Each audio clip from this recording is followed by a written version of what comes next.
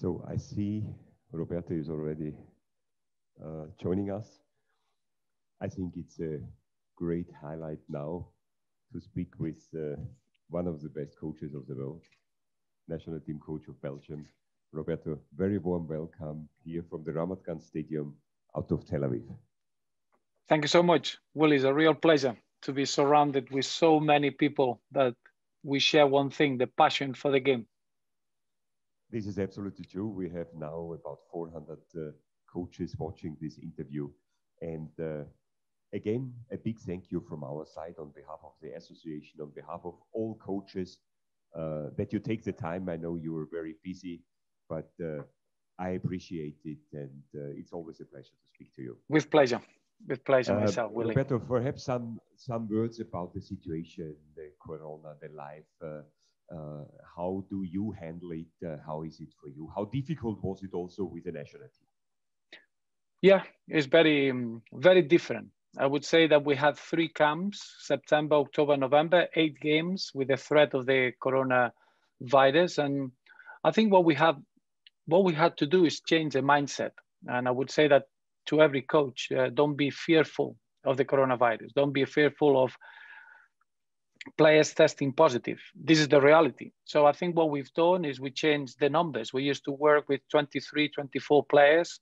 Now we call 30 players.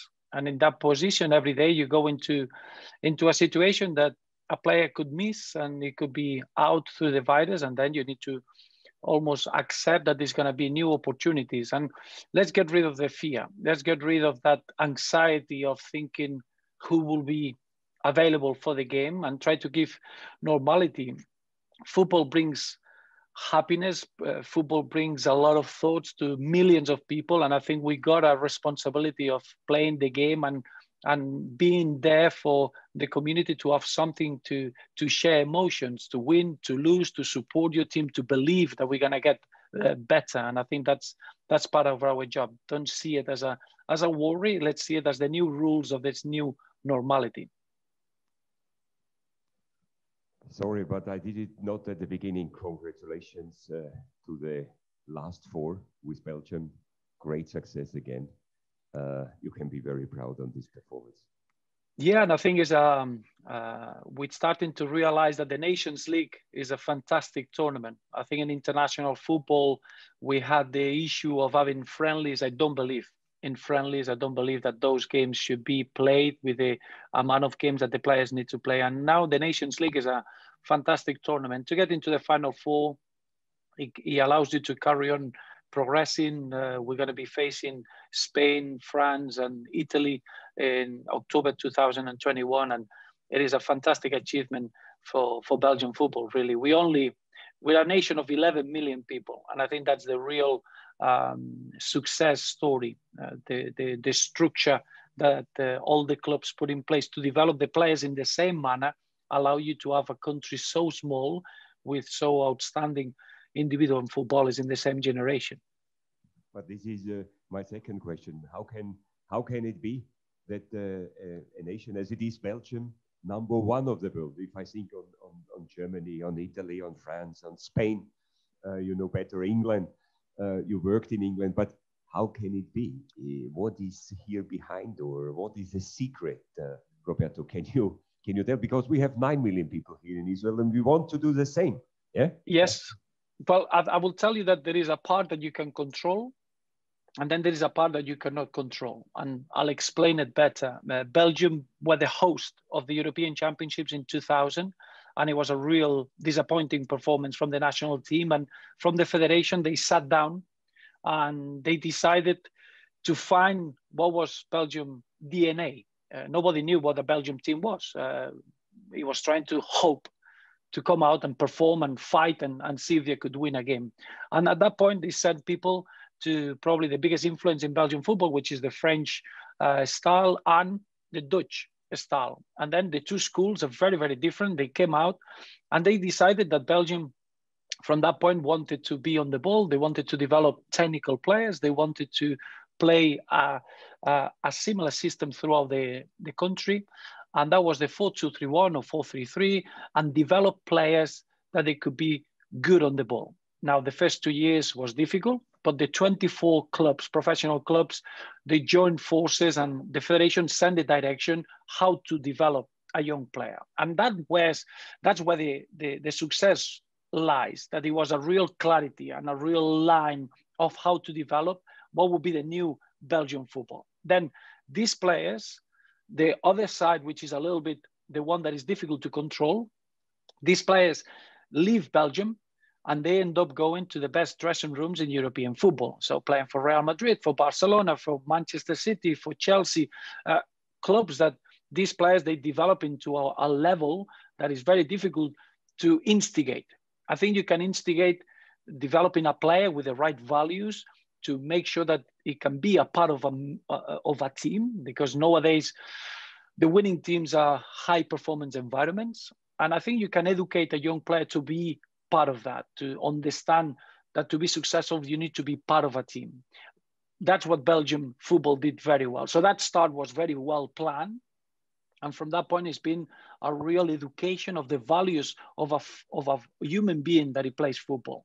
And I think that's where the progression has been, to have players now like Eden Hazard, Kevin De Bruyne, Dries Mertens, Romelu Lukaku, Axel Witsel, Jan Vertonghen, Vincent Kompany, Toby Alderweireld, Thibaut Courtois, Thomas Meunier, Yannick Carrasco. The list goes on. But the theme is to educate a player that he will be technically gifted, but he knows how to work in the structure of a team. Perhaps allow me to come back to the Nations League. What do you mean about these 3 games in almost 10 or 11 days? Is it a problem? I think perhaps not for top developed countries, but for the smaller countries, I think they always play with the best players and not too many matches in these 10 or 11 days. Yes and no. When we're looking at the individual player, there are too many players, too many games. So you see a player that this season, especially, if you were involved in the last 8 of the Champions League or the Europa League, maybe they had 6-7 days recovery time to go into the next season. And now they are accumulating fatigue. And I think now we're treating players in a very much individual case. If a player has been through a lot of games, we need to have the responsibility of resting him a little bit. But I see international football as a unique opportunity to use each game for different reasons. So a game against England in the Nations League for us was to try to qualify to the Final Four. A game against Switzerland, a friendly matter, was to give young players an opportunity to develop. And I think that's the responsibility we have in international football. We cannot play the most senior players in every game. We cannot do it. Otherwise, we'll end up just counting the days until these players get injured. The body will say no more. And that's the reality of it. But I think any international game is an opportunity to get a specific gain. And that could be developing new players, giving younger players an opportunity, trying different systems. I do believe that modern football forces you to be flexible tactically and is an opportunity to work at international level in that way. So I don't want to see it as an issue, because I think the issue is only when you use 12 players, 14 players for 3 games in 10 days, is impossible. It's impossible to get a benefit out of it. Coming back to your person, I think it's very interesting also for the coaches to know a little bit more about Roberto Martinez, and perhaps also in your personality, in your education, in your career as football coach. Perhaps you can speak a little bit private to our coaches here in Israel. How did you grow to this great personality, to this successful coach? Well, I think I mentioned before, we all share the same, which is the passion for football. I never seen football as a job, never. If I wouldn't work in football, I would be playing with my friends on a Thursday, and I would be following all the games of the teams that I enjoy. So at a very young age, I was very curious about how to live football in different cultures. At the age of 16, I left my home to go to Real Zaragoza to sign my first professional contract. From there, at the age of 21, I took a longer trip to United Kingdom. I played there for 12 years, and then I became a coach straight away. And I would say that my message to all the coaches that they're watching today is that try to be curious, never say no. Try to use football to discover different cultures, and never look to have everything perfect. In life, it doesn't work. Sometimes you need to step onto the unknown. And I always been a curious person. I start coaching at the age of 33 at Swansea City. Then I moved to Wigan Athletic in the Premier League at the age of 35. And then I moved to Everton after 4 years. And then after 3 seasons at Everton, I came to the national team in Belgium. So there's a lot of different environments that is fascinating, how we can learn about life through football. And you realize that there is no right or wrong. In football, is about being very, very good in what you believe in. And at the end, that the ball hits the back of the net and winning football games. So in that journey, I would say that I've been a football person that you grew up with the positional football and the possession football of a Spanish school, and a big influence of what Johan Cruyff did at Barcelona, and the idea of how to play. And then from that is my own experience of having a technical player in the lower leagues of the British game, where there is no positional play. It's almost the ball, the idea, the concept of the more that you put the ball in the box, the more chances you've got to score, is the percentage football. So they couldn't have bigger contrast. And I think that's very rich when you've got different ways of playing the game. And then you as a coach, you pick the things that you like and you build your own methodology. And as I say, Dennis, you need to work on that. You need to believe, and it's how you communicate to your players. The only key in coaching is not what you do and how you do it. The only key in coaching is that the player in front of you believe in what you're telling him. And there is many ways that you can do that. You can do that by getting attached to that person. Sometimes it's just to try to concentrate on improving the player. But that relationship is the hidden secret of a successful coach, is how you can see that the player does what you want him to do without being imposing or without measuring what you do. Is what the player does, what it matters at the end of the day.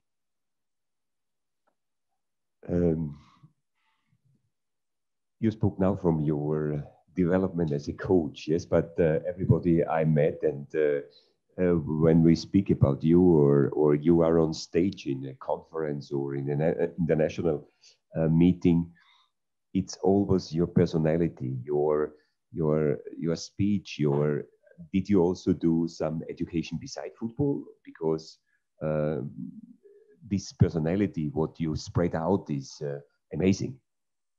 No, thank you, Willie. You know what I think of you. So for you to say these words, they mean a lot. No, I think it's genuine. I love the game and I love sharing my experiences. I don't believe football should be about trying to hide experiences and aspects that we all shared on a football pitch.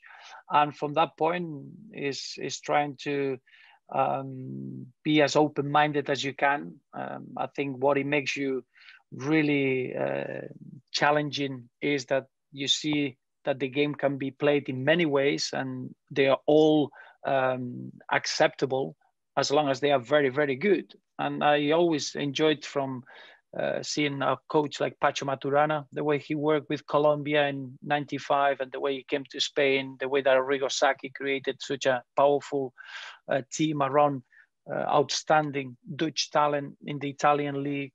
I always been fascinated by that coach, that he can bring diversity in a dressing room and getting the best out of everyone.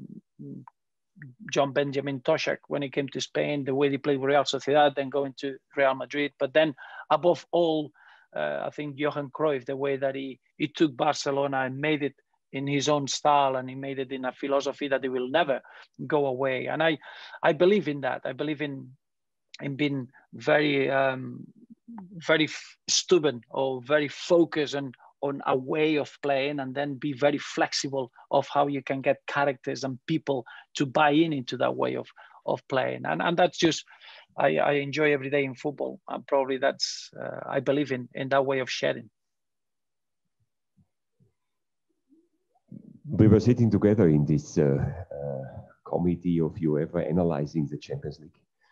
And I think it's also very, very important for the coaches to look on the highest level, on the benchmarks in football. How would you summarize the key trends in international football, especially, I would say, in the last year in the Champions League, or what's going on now in Champions League? Which key points, in your opinion? Well, I would say this year, and when we were analyzing it together, we were quite surprised that for the first time, dead ball situation didn't have a big impact. So I think it's only one goal from a direct free kick that it was scored in the whole Champions League campaign. That's quite astonishing.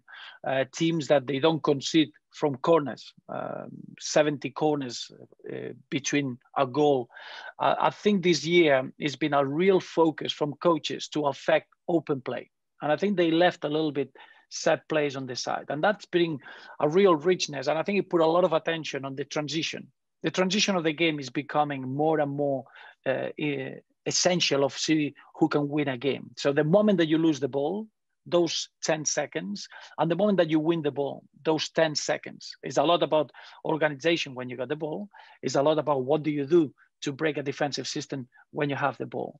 But it's what happens between. And I've seen a big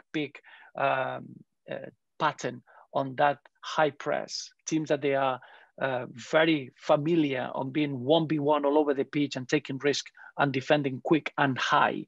And that motivates that transition. So you win the ball really high up. The next action in 2 seconds is a shot on target. And then we've seen a lot of teams, modern teams, that it could be from Leipzig, having a fantastic tournament due to the flexibility tactically. A team that it can play a back four, that it can go into a back three, that it can play with 3 strikers, with 2 strikers, with 1 striker and a 10. And that variety, even from one half to another, even shapes that you could have a shape on the ball and a shape off the ball. And I think that breaks a little bit the way of working in the past, that we were very much playing the system. And the system was what it was. And if it's a 4-4-2, that's what you're playing. And those are the distances. And that's right and that's wrong.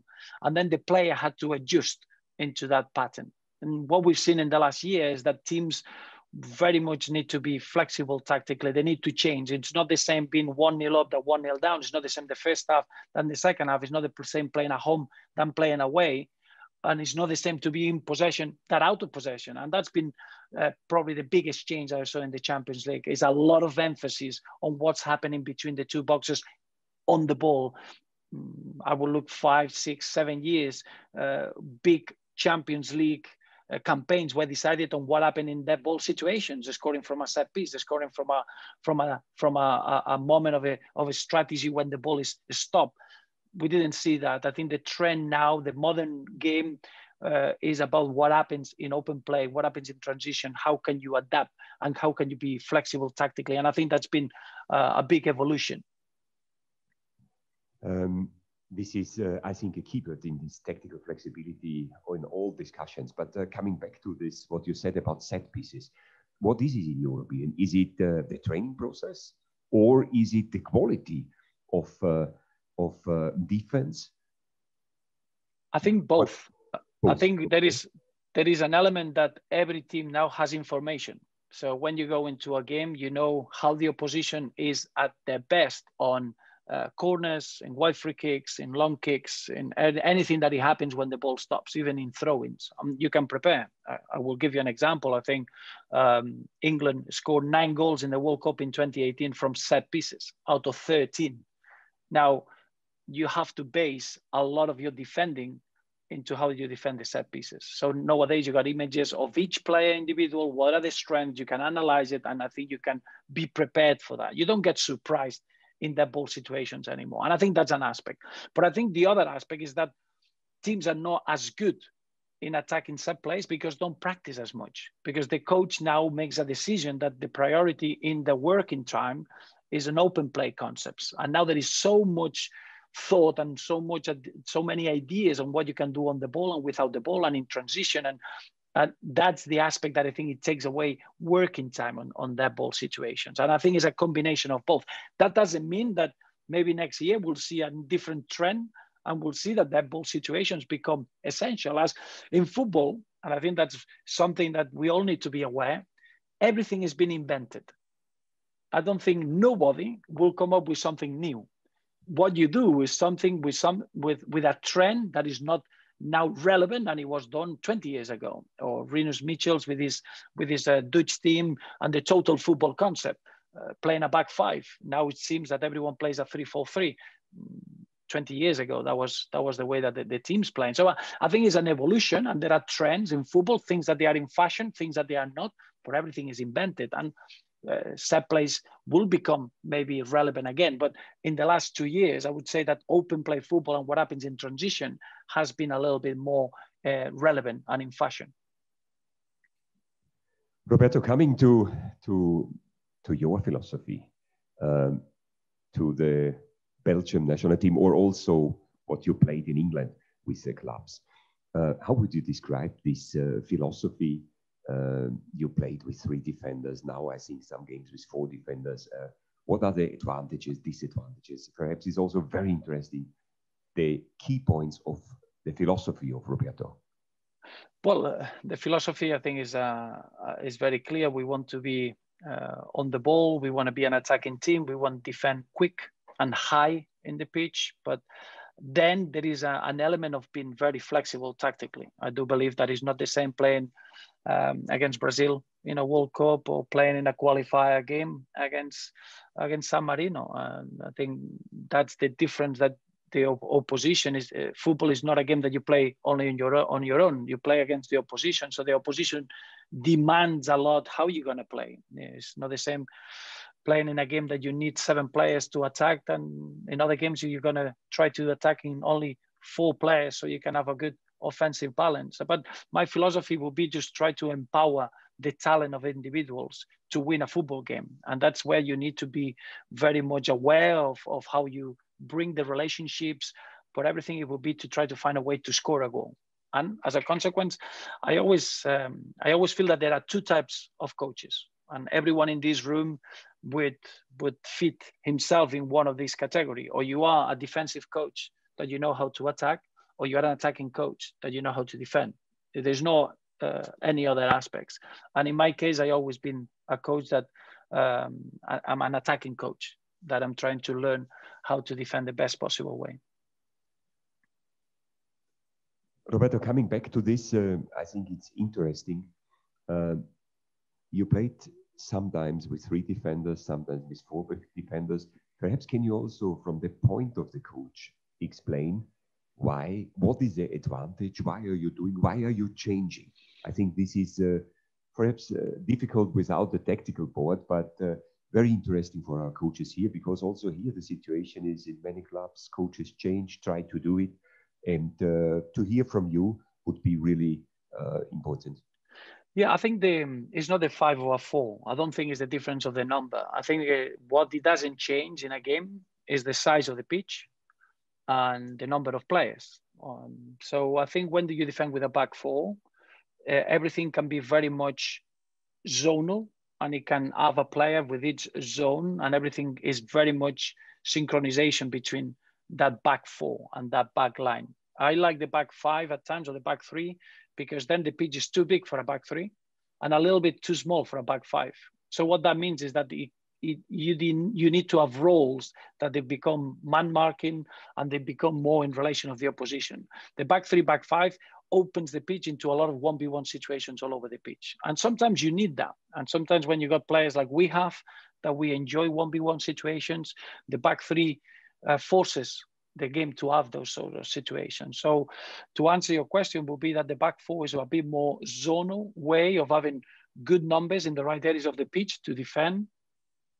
And a back 5, a back 3, it will be more flexible in relation to what the opposition strengths are, and that open up into a situation that the players need to make a lot of more decisions. So it's easier to coach a back 4 because it will be in relation of the space where they are. A back five to be a team that it can apply enough pressure. Otherwise, you would end up just always in front of your 18-yard box. You need to have a specific roles and specific instructions of which players can come out and jump at specific moments.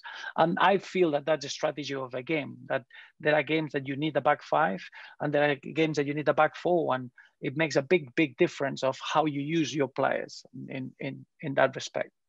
So, as a number one of the world, you decide to look at the opponent, where it's better to play with three, or you say with five, or with four defenders. So you adapt here. Yes, yeah, and I think you have to adapt. I'm not saying that you would change the qualities of your team to the opposition. That's never the case. It doesn't matter who you're playing against. You always need to try to be better in what you do. And the talents as a team, you need to always promote them and understand that the more you practice it, you're going to get better. So the synchronization, the understanding of the players, the decision making becomes better. But there is an element that you're playing against another 10 outfield players and a goalkeeper. So you need to use what the opposition do to make your own starting decisions. Those starting decisions, the first one is the shape. Are you going to penetrate out wide? You're going to penetrate centrally? You're going to defend as a back four? You're going to defend with a three? Are you going to try? Those starting points will give you the opportunity to be yourself. But I think everything is motivated to what the opposition do. It would be a bit arrogant, I would say, to think that no, we don't look at the opposition. We go and play our game. It sounds great, but the reality is that you're missing out on the fight is going to be with the opposition. So the more information, as a coach, information is power. And the more information you get, the more prepared you are. I don't mean that you should pass all that information to the player. That's another big task of a coach, knowing what's necessary and what not necessary. Sometimes as coaches, we feel that you finish your training session and you could get your list of things that you wanted to pass on and you can tick them. That doesn't make it right. You could give too much information to a player and you could give him such a headache that he cannot enjoy his football. And sometimes you don't give him enough information. And I think that's the skill of a coach, to be able to see what the player can cope with and give him just enough information. You worked as a club coach and now as a national team coach. When you compare the work, I think it's a different work. And what do you like more, or what is the advantage or the disadvantage? It's completely different, Willie. Yes, and I found it very difficult after 10 years at club level. You go to the international football and you want to work in the same way. And I was getting very frustrated. And it took me 6 months, I would say, to understand, look, this is it's football. It's a completely different job. So at club level, you never have time to look back. Everything is about looking forward. It's always the next game. How can you get players ready? Even when you do the press after the game, you're already thinking of how you're going to affect what you say. It could be the players, it could be the fans, it could be your owner, to affect the next game. International football is the opposite. International football is, every game is about stopping, looking back, and reflecting, because in a month's time, you're going to prepare the next games. And that could be very frustrating for me, that the lack of time on the pitch. I think any international coach will tell you that you miss the sharing the emotions of winning or losing. You win or lose, the players go. You cannot share it with your group. You cannot become better at the back of those emotions. And then you're missing that time on the pitch. Now, as an international manager, I realized that is the best moment in your career as a player, when you come out and you represent your nation. So playing football for your national team is a relationship that is there forever. At club level, as you know, we got young players, they do well. The moment that they do well, they're thinking about the next move. And there is a relationship there that is never fulfilling. There is always a but. Almost, yeah, coach, I love working for you, but if Barcelona comes tomorrow or Madrid, I'm gone. And international football, it doesn't happen. That relationship, I enjoy it. You're gonna be with that player for the rest of your career.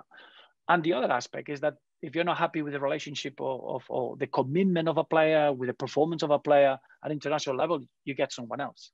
at club level, as a coach, you got a responsibility to carry on working with that player and get the best out of that player until he leaves the club. So I think the relationship with the player coach is completely different. And I think there are good things and bad things. The way you prepare the team, completely different. In international football, you always look back and you can reassess.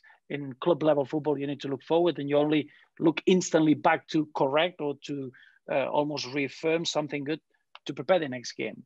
So I would say that I cannot say which one is better, because it's not. It's completely different. And what my advice is for coaches is that when you're at club level, don't pretend to have what is at international level.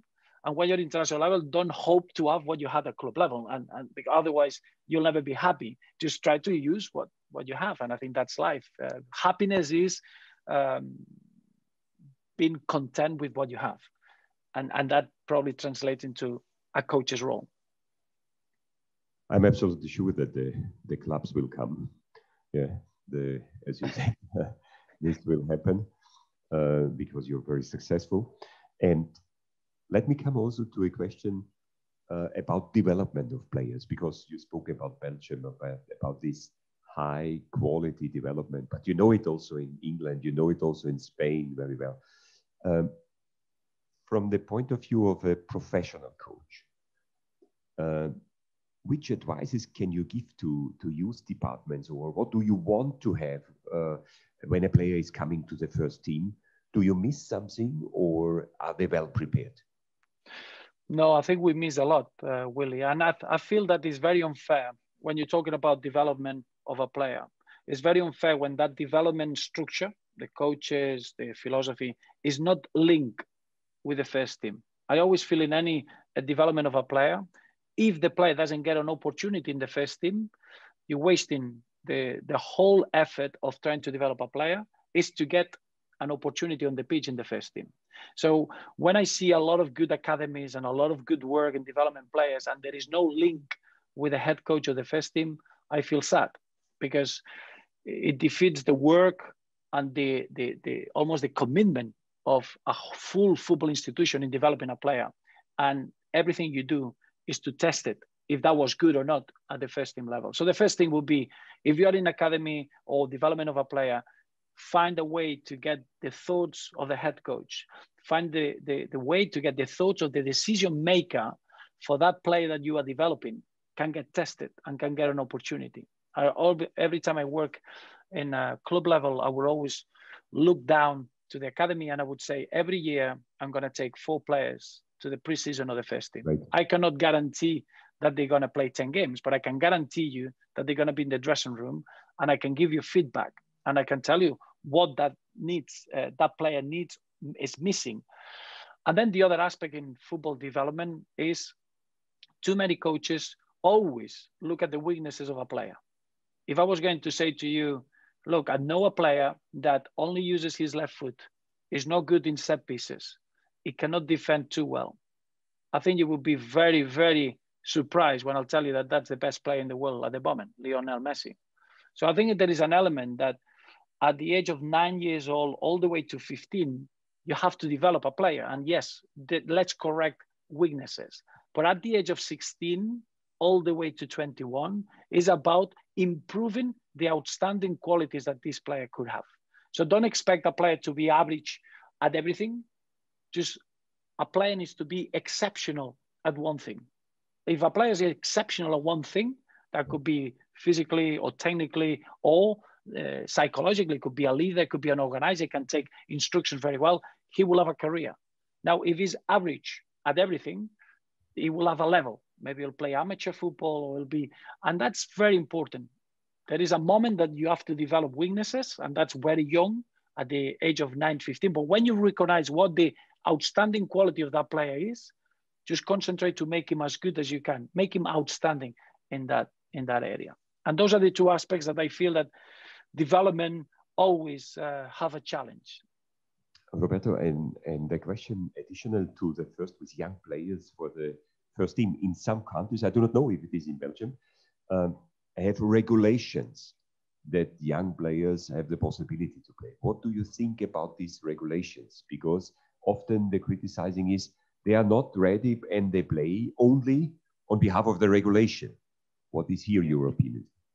I think every country and every nation, we have the same problems. The problems that we all want young players to get opportunities, but then you get the head coach that if he loses 3 games, he's out of his job. So that's a contradiction. If we say to a coach, you need to play young players, we cannot expect that the coach needs to win every game. So then what happens? That there are certain nations that they need regulations to help the process of developing players. But I feel that that's forced. This is not all my experience, and I've been following all around the world. That hasn't been given a real successful rate of developing more players.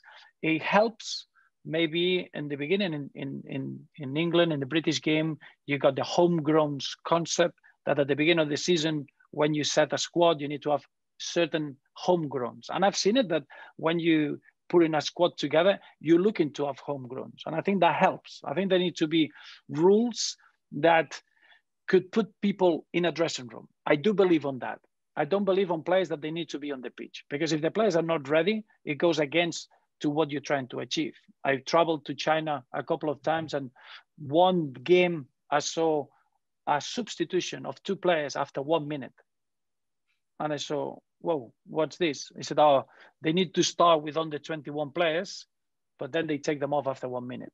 Now, this is a failure of trying to put rules that they're going to help the development of players. So I don't think rules itself give you a solution, but I think it's important that you've got some sort of a starting point to have coaches that they have to use young players and players that they are homegrown, because the coaches are under massive pressure to get results, not to develop players, unfortunately. Yeah. The time is almost over. Roberto, I got now one question of a coach here. Yes. How do you introduce young talents into a team full of stars? How do you bring a young talent up? Especially good question. I think you know it from the club, or also especially from the Belgium team. Yeah. Can you give here some advices? Yes. For example, the last 2 young players that we introduced in the national team is Jeremy Doku, 18 years old, and Jari Verskaren, 19 years old. And again, it's promoting their outstanding quality. Jeremy Doku is exceptional at 1v1 situation. So I remember the first time, because this is very important, you only get an opportunity for that first impression. It happens for a coach, it happens for a player. And I think as a coach, it's good that you use that first impression of a young player in a good way. So if an experienced player gets excited the first time he sees a young player, he'll be accepted, he'll be respected. And I think you have to promote that. When you bring the young players, try to do something that is going to highlight the outstanding talent. So I remember with Jeremy Doku, we organized a session of 1v1 situations. And that could be 1v1 back to play, 1v1 diagonal, 1v1 in the wide areas, and 1v1 facing the player. We always work, there are 4 types of 1v1s on the pitch. And that day, you could see after 5 minutes that he was accepted. It's almost, everyone was surprised. They said, wow, this guy, where this guy came from. And I think when you get that respect for a young player in an experienced group, then everything else is very, very easy. Now, if you have an introduction in something that the player has a weakness, it'd be very, very difficult for everyone to respect what that player could bring as a young player. One live question now by Eyal. I hope he's connected. It's a wish also to speak directly to you. Eyal, I can see already. Yes, please. Yes, Mr. Routensteiner, I'm connected. First of all, Mr. Martinez, it's a great honor to hear you and to learn from you. My question is, what do you think, what is your opinion at the level club is the most important, one of the most important things is to maintain a positive relationship with the players, and what kind of leadership style is your, what you think is the best, is your preference? Very good question. I think the answer is that there is always in a leadership relationship, you always need to be very aware of the person that you're trying to guide. So there are certain groups of players that they need a certain guidance. for whatever reason, because of their age, because the way that they've been brought up in the past. The modern generation, the players that they were born from 98 further, they don't respond to being told to do something. I believe that nowadays, to try to get someone engaged on doing something, you need to share a dream. So if you sit down in a room, you say, why are we here? We're here to win the league, to get promoted, to avoid relegation, whatever it is. You need to make that almost inspiration for the whole group. And I believe in that way you can lead in a very successful manner. Because I've been in groups where the coach would tell you what to do. And he tell you it's almost a punishment if you don't do it. And that, I think that's gone out of the game at the moment with these generations. Because the moment that you turn your back, people are not engaged, they're not committed, they're not motivated to do what you want them to do. So you only get them focused for an hour in the training session. And that is not enough. I do believe that the relationship should be sharing a passion, sharing a dream, and then everyone buys into it. And of course, as a coach, you will always make the final decision and you will set what's right and what's wrong. But it makes a big difference when a player wants to do a bit more to achieve the objective that you're working towards, rather than just doing what you ask him to do, because if he doesn't do it, he'll get a punishment and he's not going to get what he wants to get out of it. So I think it's ways of leadership. There are many. I just think with the younger generation, we all given too many compliments. Everything is too positive. And sometimes we need to have a little bit that relationship that the player wants to be led in to achieve, rather than because the leader tells him to do something. Thank you. Thank you very much. Thank you also for this very good question. Roberto, really on behalf of the country, on behalf of the population, on behalf of the Association of Israel, and on behalf of me, from all colleagues, the technical department, a big thank you for the time, for sharing knowledge on this level with us. And I wish you for the upcoming national team games, for the Euro, for the last four in the Nations League, all the success you wish, and all the best for you personally. Stay safe. And it was a pleasure, and the colleague said it, a great honor to have you here on stage. Very kind. Thank you so much. And thank you to the Football Association. And good luck. Stay safe. Good luck.